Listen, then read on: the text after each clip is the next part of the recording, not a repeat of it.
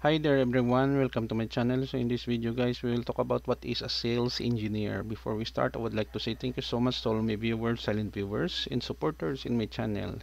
Thank you for watching my videos. If you are new with my channel and then you like these videos, please click the like button. Don't forget to share and please support my channel guys if you're new by clicking the subscribe button. So let's begin.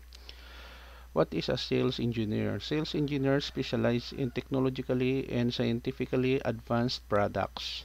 They use their technical skills to explain the benefits of their products or services to potential customers and to show how their products or services are better than their competitors.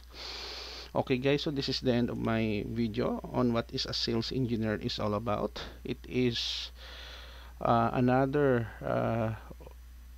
potential job opportunities to a person that would likes to do some demonstration in sales of a certain product that is technologically advanced.